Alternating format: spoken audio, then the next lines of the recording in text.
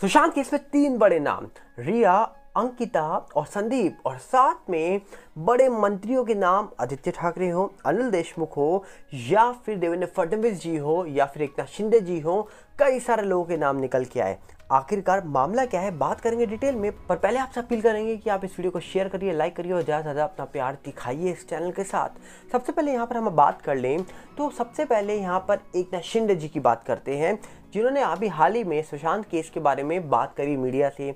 और वहीं पर देखा गया कि राहुल कर्नल आ जाते हैं, जो एकनाथ शिंदे जी के साथ जुड़ जाते हैं और ये भी दावा करते हैं कि कई सारे लोगों को लग रहा है कि सुशांत दिशा केस में मेरा नाम है।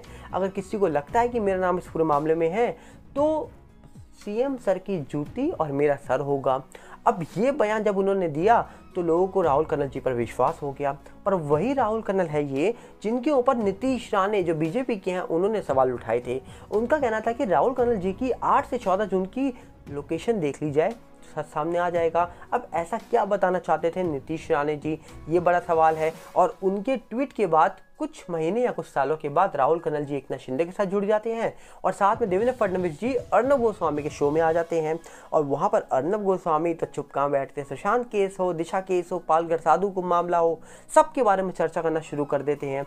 देवेंद्र फडणवीस जी के पास ज़्यादा जवाब नहीं थे, पर यहाँ पर एकनाथ शिंदे जी और देवेंद्र फडणवीस जी एसएसआर केस को लेकर बातें क्यों कर रहे हैं, क्योंकि आने वाले हैं बीएमसी के इलेक्शन। और बीएमसी के इलेक्शन जो जीतेगा उसकी तो मौजे ही मौजे हैं, ये आप अच्छे से जानते हैं।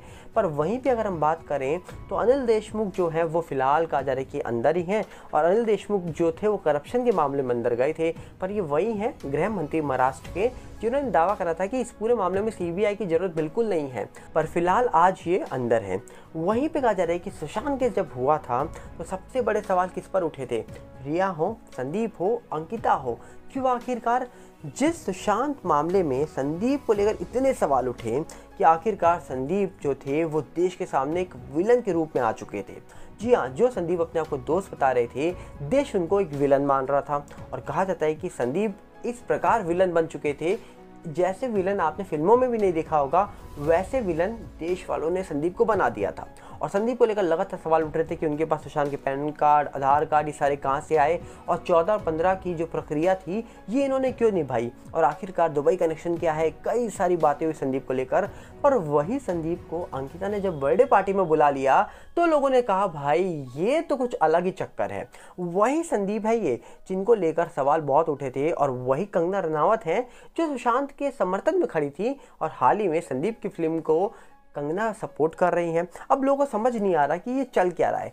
चल सिर्फ सिंपल चीज़ रही है कि इंडस्ट्री में सब एक है, सबको चाहिए काम, और सब पुरानी चीज़ों को भूलकर आगे बढ़ चुके हैं और आगे बढ़ना चाहते हैं। इसीलिए देखा जा रहा है कि कंगना अब सुशांत का नाम नहीं लेती हैं और संदीप के सपोर्ट में हैं। वहीं पर अंकिता लोखंडे एक टाइम तक सुशांत की गर्लफ्रेंड रह चुकी थी, पर फिलहाल वो विक्की जैन की पत्नी है। और कहा जाता है कि जब इनका बर्थडे था 2020 में, तब कहा जा रहा है कि इनके बर्थडे पार्टी में देखा गया था संदीप को। तो लोगों ने कहा था भाई ये कैसे चल रही हैं चीज़ें।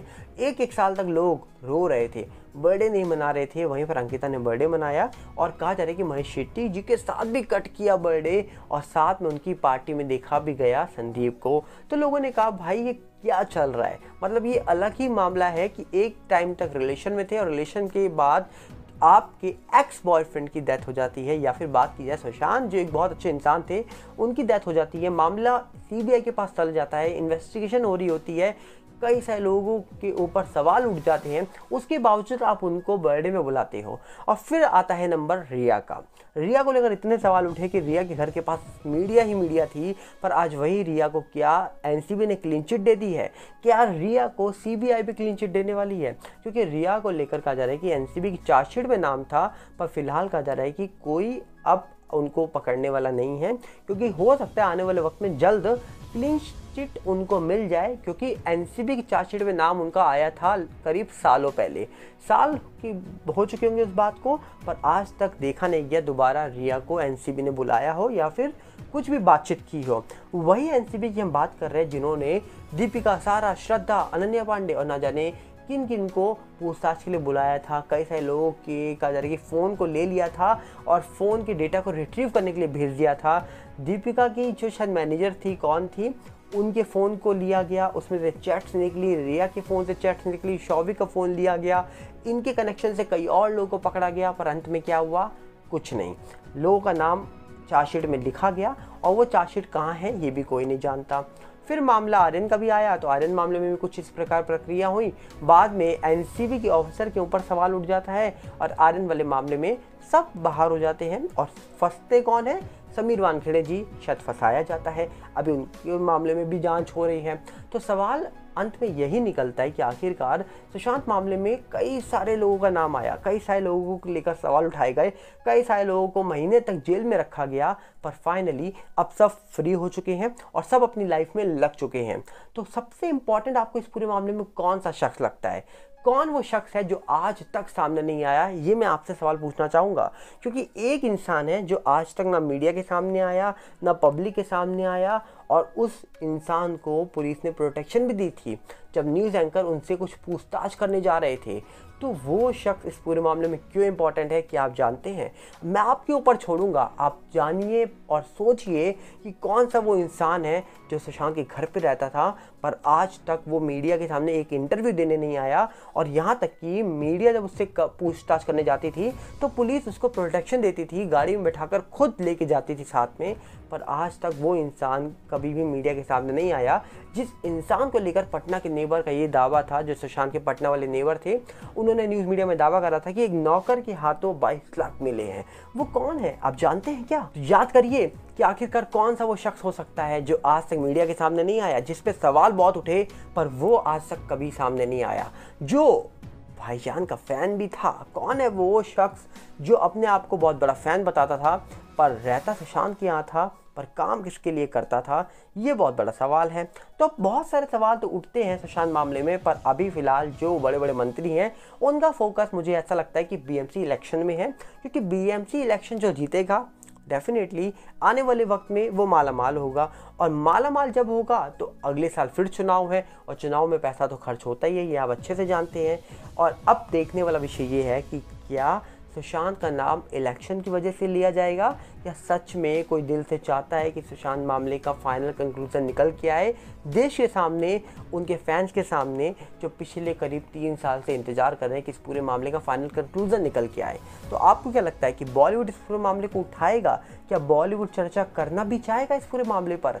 शायद कर भी सकता है, पर अगर बात करेगा तो मुझे ये लगता है कि बॉलीवुड सिर्फ रिया की क्लीन चिट को लेकर बात करेगा। जैसे कि रिया के ऊपर वेब सीरीज बन रही हैं, अभी हाल ही में एक काजोल की वेब सीरीज आती है जहाँ पर दिखाया क्या जाता है इस वेब सीरीज में कि एक लड़की होती है, उसका बॉयफ्रेंड होता है जो खिलाड़ी होता है, बॉयफ्रेंड की डेथ हो जाती है और नाम आता है गर्लफ्रेंड के ऊपर, और उसके ऊपर अबैंडनमेंट ऑफ सुसाइड का केस लग जाता है।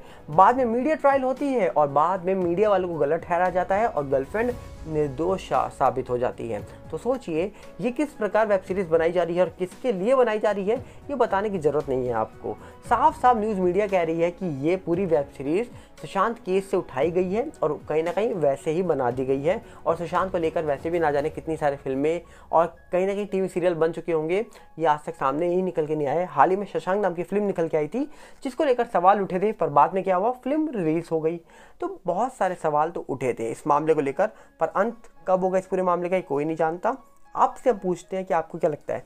कमेंट बॉक्स आपके लिए खुला है, हम मिलेंगे बहुत जल्दी, और साथ में आपसे अपील करेंगे कि आप अपना नया चैनल सागर भल्ला रिव्यू के साथ जुड़ जाइए, और साथ में इस चैनल की वीडियो को लाइक करिए, शेयर करिए, और चैनल को सब्सक्राइब करना मत भूलिएगा, और साथ ही साथ फेसबुक के नए चैनल के साथ भी जुड़ जाइए। हम मिलेंगे बहुत जल्दी। नमस्कार, जय हिंद।